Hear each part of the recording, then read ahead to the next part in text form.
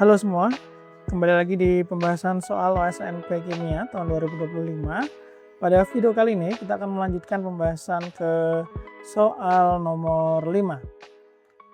Senyawa binar antara H dan S dapat bersifat superkonduktor pada tekanan 155 GPa dan suhu kritis T sama dengan 203 Kelvin.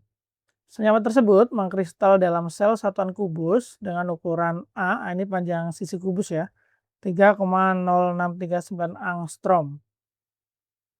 Sesuai gambar berikut nih gambarnya. Berdasarkan struktur di atas, ini diminta mencari jumlah atomnya ya. Ini ada soal A, B, C, D, E. Kemudian apakah masih ada lagi soal-soalnya? Oh, ini masih ada lagi juga. Soal F, G, H. Baik, kita akan bahas satu persatu ya. Kita mulai dulu dari soal poin A. Ini kita menentukan jumlah atom H dan S di sel satuan dulu. Di sini ini kita ada yang warna kuning sama warna abu-abu ya, atau silver ini. Tentunya karena ini atomnya H dan S, maka H ini otomatis ukurannya lebih kecil dibandingkan dengan yang S ya. Berarti otomatis yang warna kuning ini adalah si atom S, warna silver ini adalah atom H. Oke, kalau kita ditanya jumlah atom dalam kubus ya, unit sel kubus, maka kita perlu tahu kontribusi tiap-tiap partikel di dalam kubus itu berapa, tergantung letaknya. Gini, kalau letaknya di sudut, maka kontribusinya untuk tiap partikel adalah 1/8. Jadi kalau ada satu partikel di kubus, hanya 1/8 bagian yang masuk dalam unit sel. Kalau dirusuk, 1/4 bagian. Kemudian kalau di sisi atau di permukaan kubus, dia setengah bagian.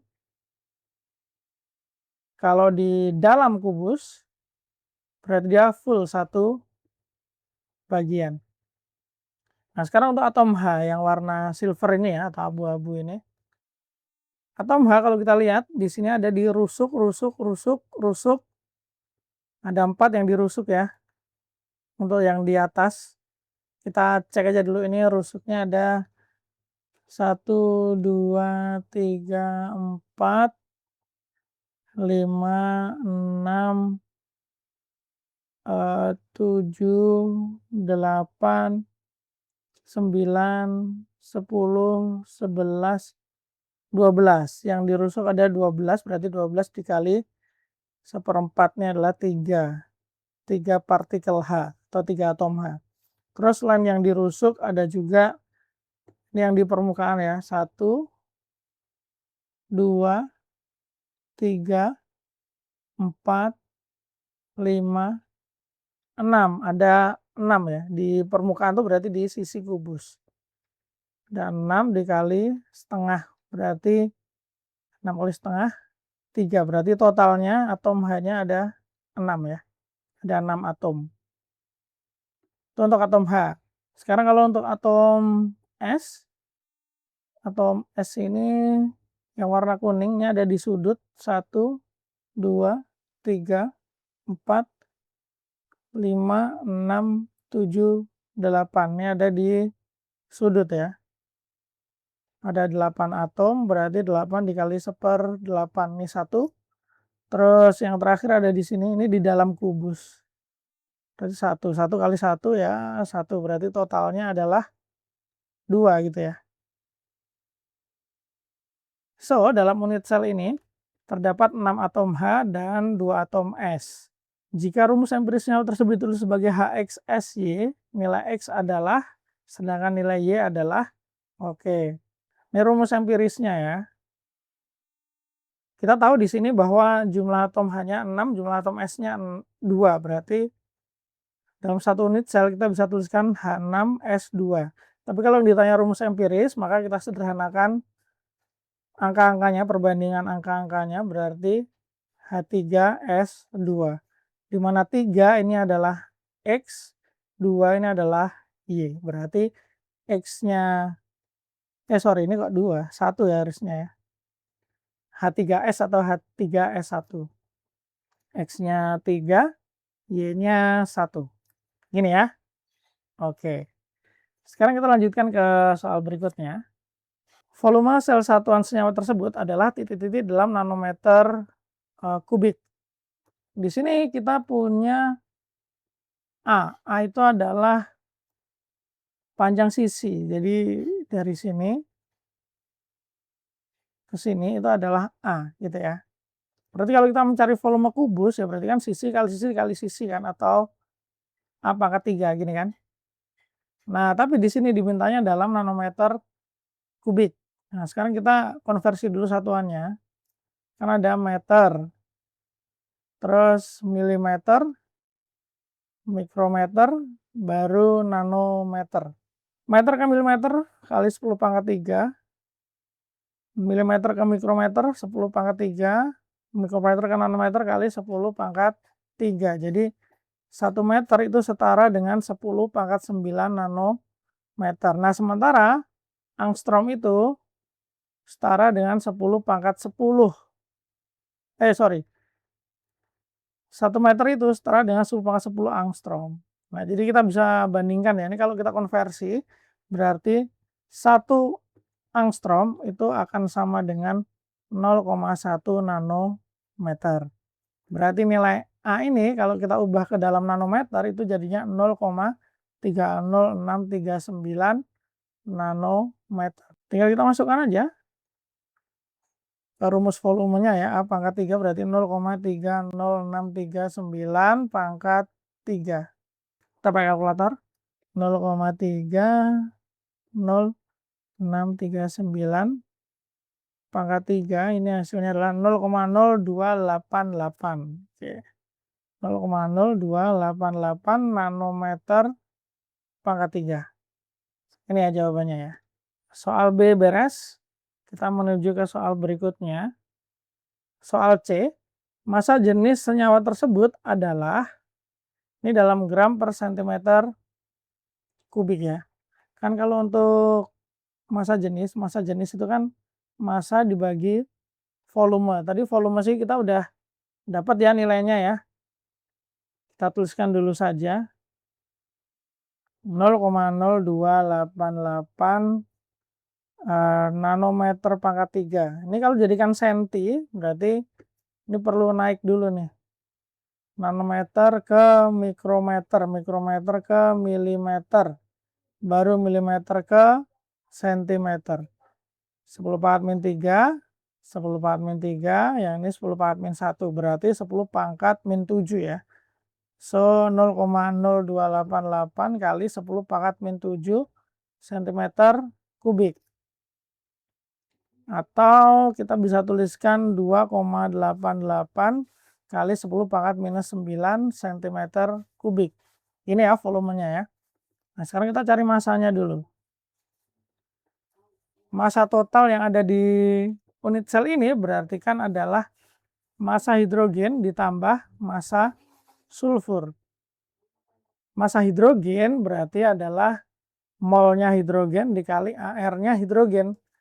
Begitupun sulfur berarti molnya sulfur dikali AR-nya sulfur. Kemudian mol ini kan berarti jumlah atom dibagi bilangan Avogadro ya. Nah, kayak gini. Ditambah, ini juga sama, jumlah atom bagi bilangan Avogadro kali AR-nya. Ya sudah, tinggal kita masukkan. Tadi kan jumlah atom H dalam satu unit sel kita sudah tahu. Ada 6 ya. 6 bagi 6,02 kali 10 pangkat 23 dikali AR-nya 1, terus ditambah jumlah atom S-nya adalah 2 dibagi bilangan Avogadro dikali AR-nya sulfur itu adalah 32. Oke. Berarti ini massanya, ini massa udah dalam gram ya nanti ya. 6 ya, 6 kali 1 ditambah 2 kali 32 terus dibagi bilangan Avogadro.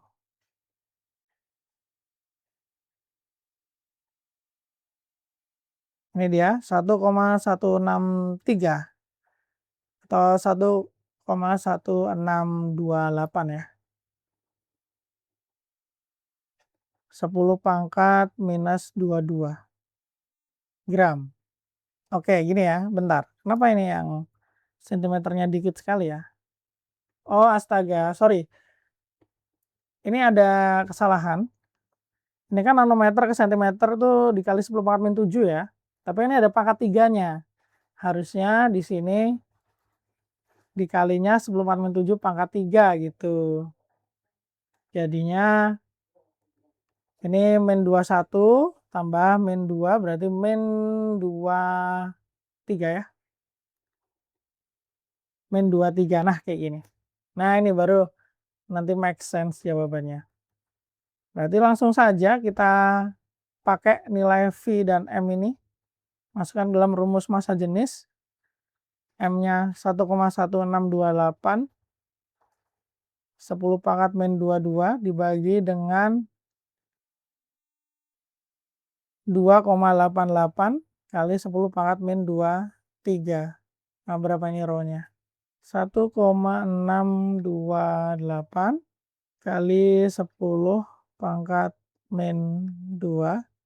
Hasilnya adalah 2,88 kali 10 pangkat min 23.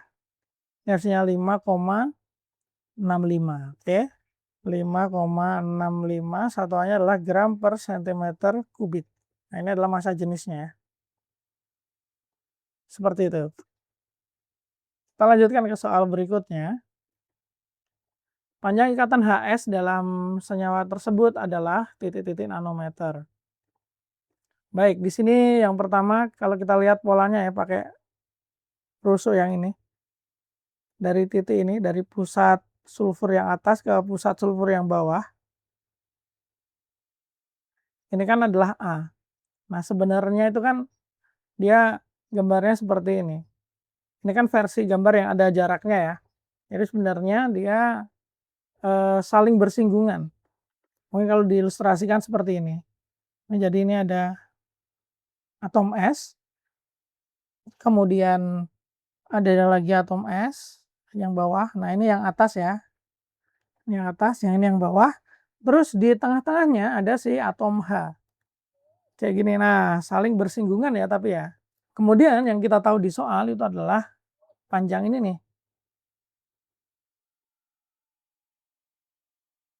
Nah, dari pusat sulfur atas sama sulfur bawah itu adalah A.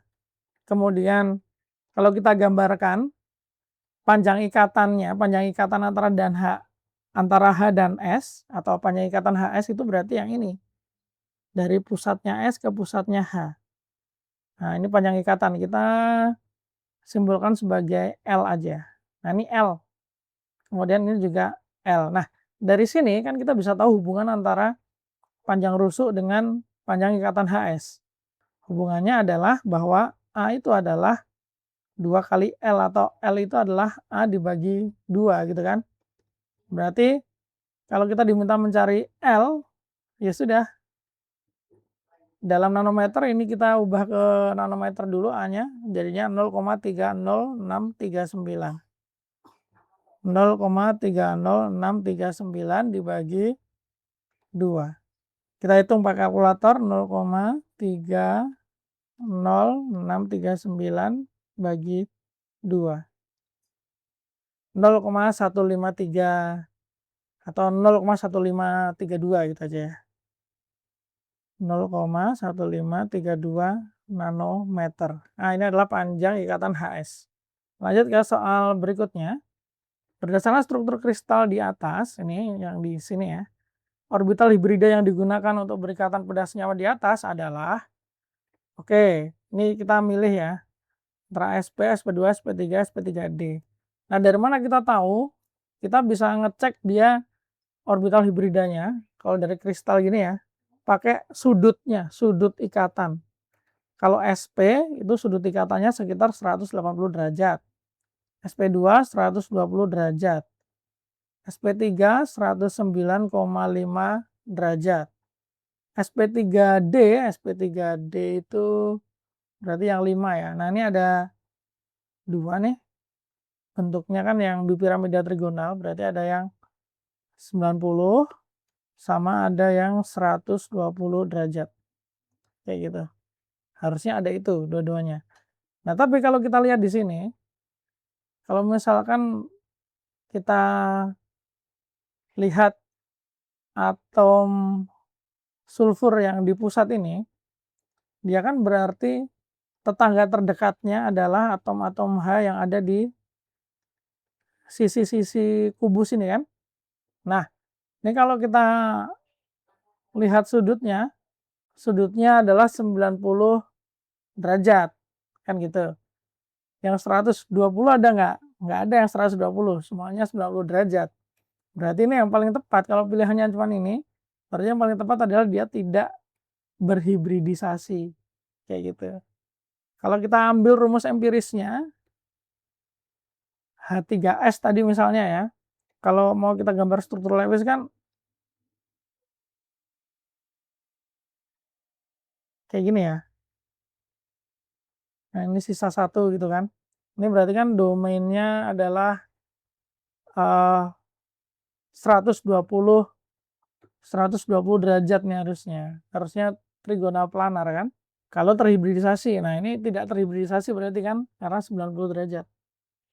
Bukan sesuai dengan kalau kita gambar molekulnya. Seperti itu kurang lebih ya.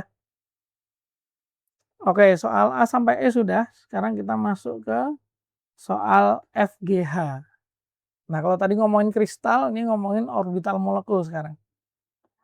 Kita bahas ya satu persatu ya. Oke, yang F dulu. HOMO SH pada keadaan dasar adalah HOMO itu kepanjangan dari Highest Occupied Molecular Orbital.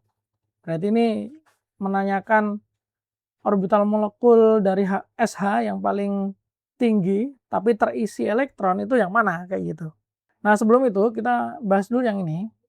Kita bahas dulu diagramnya. Nah, ini kan atom H, ini atom S ya. Ini namanya orbital atom. Yang ini namanya orbital molekul punya SH. Jadi dia saling bersatu kayak gitu kan. Saling berikatan. Jadinya kalau ada orbital atom berikatan dengan orbital atom, dia akan menjadi orbital molekul dengan jumlah yang sama. Nah, adapun yang harus diperhatikan ini contohnya, ketika tingkat energinya sama, berarti orbital ini tidak berikatan atau kita sebutnya non bonding. Kemudian, nah ini juga tingkat energinya kan sama nih orbital molekul sama orbital atomnya, berarti dia orbital non bonding, tidak berikatan. Dari 3p ada 3 orbital ini, ada 2 yang non bonding, satunya bonding. Nah, mana yang bonding? Bonding atau anti bonding ya? Nah, cara tahunya gimana? Ini ada satu orbital 1s sama satu orbital 3p gabung. Jadi satu orbital molekul bonding, atau kita sebutnya sigma gitu ya. Terus ada satu orbital yang energinya lebih tinggi yaitu anti bonding. Kayak gini. Nah, sekarang tinggal kita gambar aja elektronnya ya, skema elektronnya. Untuk atom H tentunya elektronnya satu aja, elektron valensinya ya. Untuk atom S 6 ya. 1, 2, 3, 4, 5, 6 gini. Kita isi aja, ini 2 ngisi di sini, 2. Terus ini ada 1, 2, 3, 4, 5. Totalnya 5 akan ngisi di orbital molekul. 1, 2, 3, 4, 5. Nah, kayak gini. Lalu kalau ditanya highest occupied molecular orbitalnya SH yang mana? Yang ini berarti kan orbital molekul yang energinya tertinggi, yang tertinggi tapi dia terisi. Kayak gitu.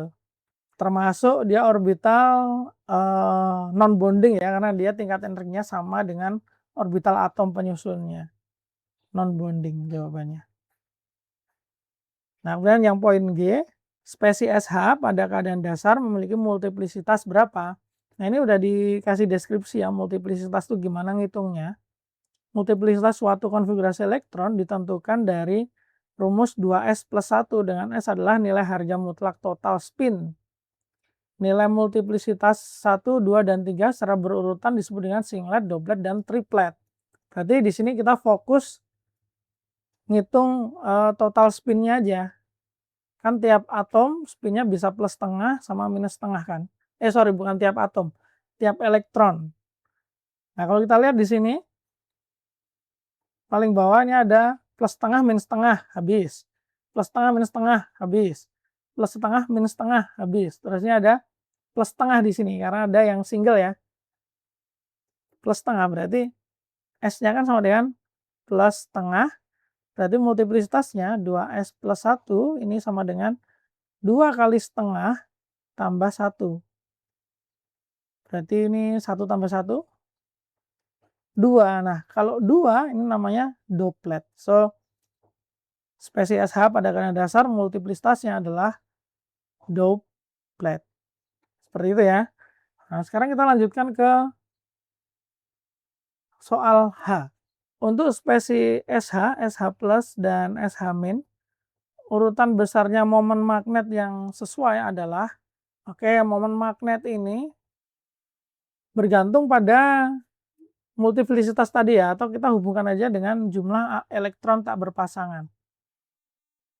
Jumlah elektron singlenya berapa?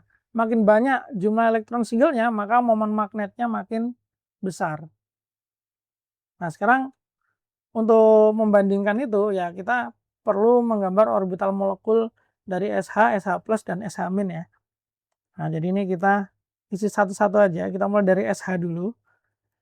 Kalau SH tadi hidrogennya 1, S-nya ada 6 ya, kayak gini ya. Berarti ini 1, 2, 3, 4, 5, 6, 7 totalnya. Oke, ini 1 elektron single.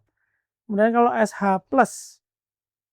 kita kasih plus, berarti ini H sama S plus gitu ya. Berarti elektronnya S plus, kalau S kan 6, berarti kalau S plus 5 kayak gini. Jadi totalnya 5 tambah 1, 6.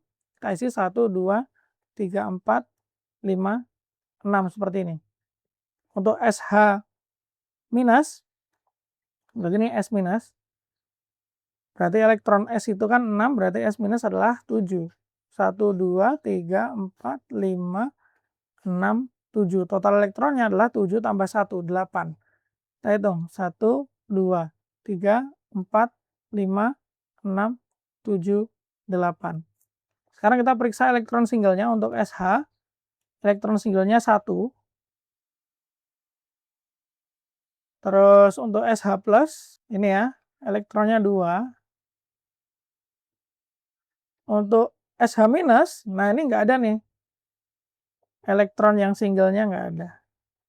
Nah, berarti kalau dari sini kita bisa urutkan jumlah elektron tak berpasangan paling banyak itu punyanya SH+, terus disusul SH, terus disusul SH-. Berarti momen magnet yang paling besar itu adalah SH+, disusul SH, kemudian disusul SH- yang momen magnetnya paling kecil. Jadi jawaban yang paling sesuai adalah ini ya, opsi kedua. Oke, selesai sudah pembahasan soal nomor 5 OSNP 2025 bidang kimia. Thank you sudah menonton. See you on the next video. Dah.